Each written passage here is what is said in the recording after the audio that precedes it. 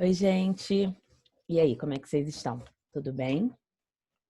Bom, estou aqui hoje para falar com vocês sobre a relação do sistema nervoso com o sistema endócrino, né? Nós falamos um pouco quando a gente fez a introdução do sistema nervoso e quando nós fizemos a introdução do sistema endócrino, nós falamos que os dois sistemas têm a função, né, de auxiliar na coordenação de diferentes outros sistemas, né?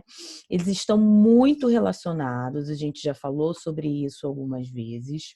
A gente sabe que quimicamente os hormônios são muito parecidos com os neurotransmissores. Inclusive, até se confunde a nomenclatura, às vezes, quando se fala de alguns hormônios ou alguns neurotransmissores, se chama neurotransmissor de hormônio e vice-versa, porque eles estruturalmente são muito parecidos, né? Os neurotransmissores são produzidos lá pelos nossos neurônios, são guardados em vesículas e eles são eliminados lá para o neurônio pós-sináptico e são recebidos somente pelo tipo de célula que tem esses receptores para esses neurotransmissores. E quando a gente fala dos hormônios, a gente não está falando diferente.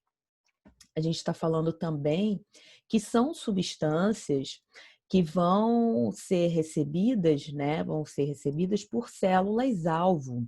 Não adianta eu jogar hormônio para uma célula que não tem capacidade de recebê-la, a gente fala que é um efeito chave-fechadura, né?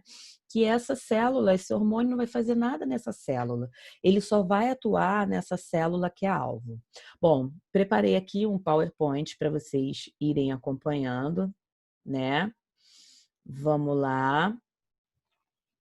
E a gente vai falar um pouco da relação desses dois sistemas que são tão importantes para nós, ok? Estamos na aula 45. Ainda é o capítulo 15, na verdade é o capítulo 15 e o capítulo 14, porque a gente está fazendo uma junção ali dos dois capítulos para a gente tirar algumas dúvidas inerentes ali e falar a respeito da relação dos dois sistemas.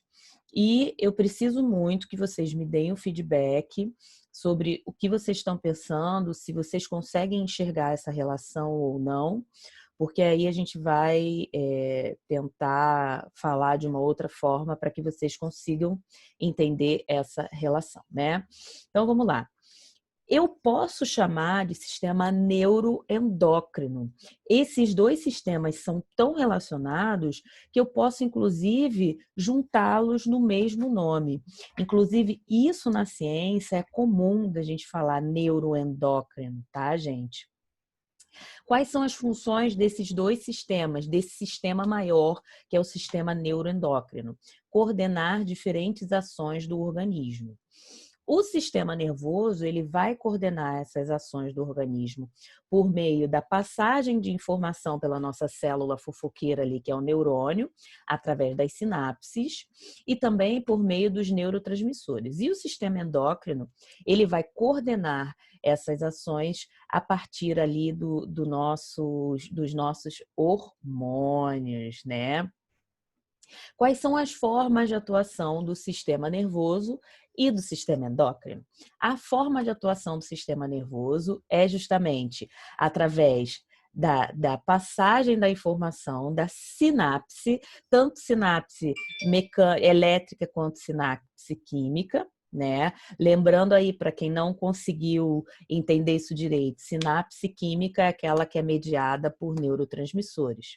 E o sistema endócrino, ele é um sistema totalmente químico, né? Por quê? Porque essa mediação, essa atuação do sistema endócrino vai acontecer somente por meio dos hormônios.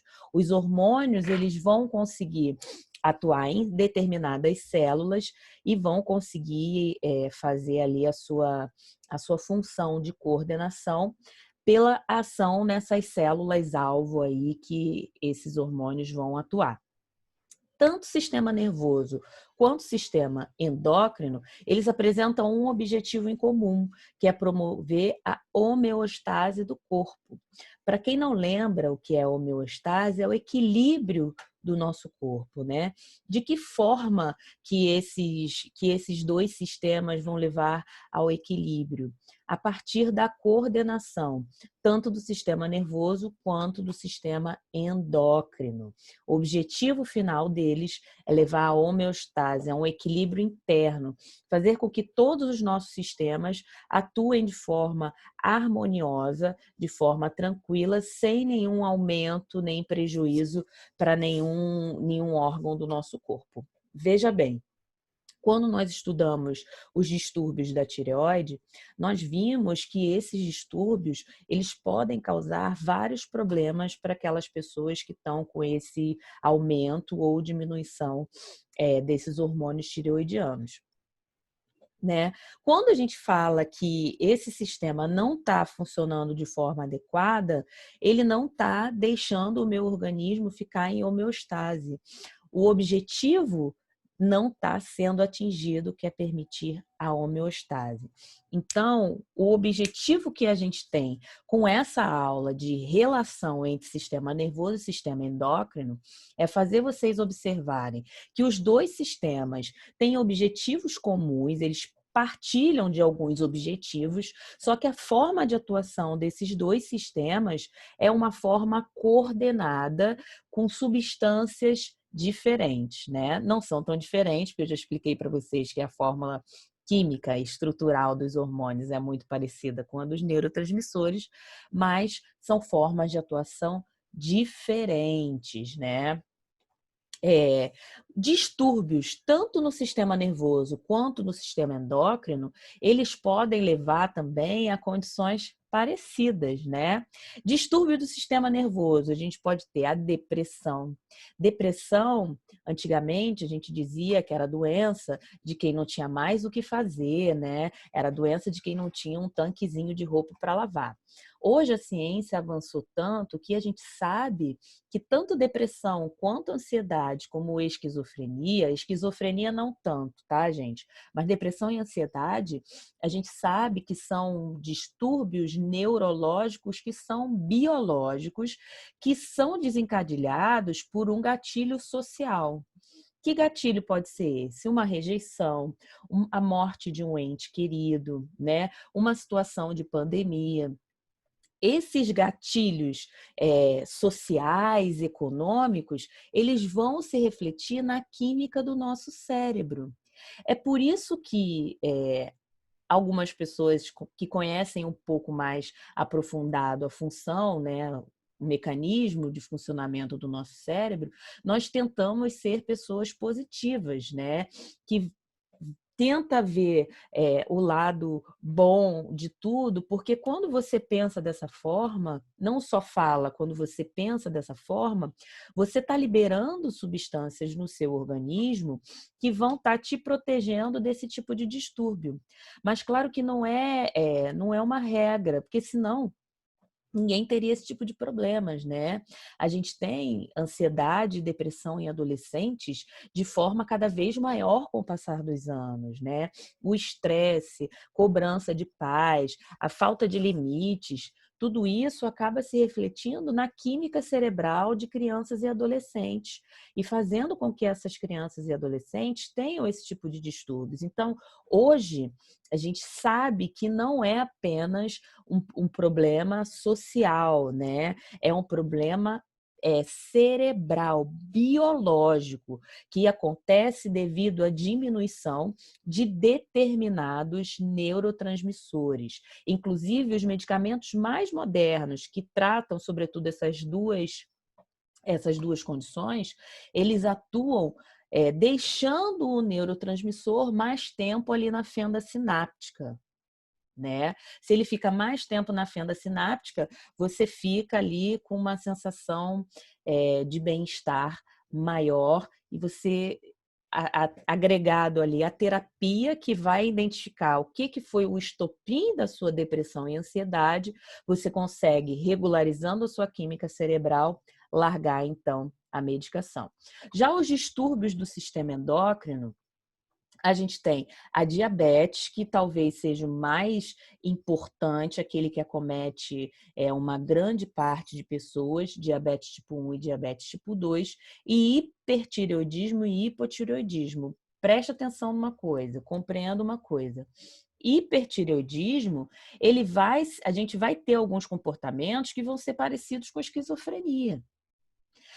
Então, essa pessoa que está sofrendo desses distúrbios neuroendócrinos, ela tem condições parecidas, tá? Só para vocês terem uma ideia de como que esses dois sistemas, eles são intimamente relacionados. A gente não tem como, hoje, dissociar esses dois sistemas. E assim, gente, eu vou fazer um módulo de resolução de exercício geral e a gente vai, quando a gente entrar em sistema reprodutor, a gente vai falar bastante sobre depressão na adolescência. Nós vamos falar sobre por que que os adolescentes eles não conseguem muitas vezes enxergar a beleza das coisas, por que que o adolescente acha tudo muito chato.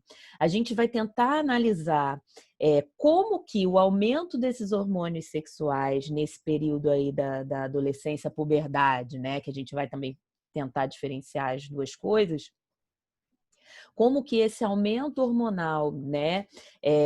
Como esse aumento hormonal ele vai atuar também no nosso cérebro e vai fazer com que a gente tenha comportamentos diferenciados, não só quando a gente está nesse período de adolescência, mas também quando a gente está na nossa fase adulta e a gente está na fase pré-menstrual, por exemplo, a gente tem modificações comportamentais importantes que a gente não pode deixar de comentar, tá bom?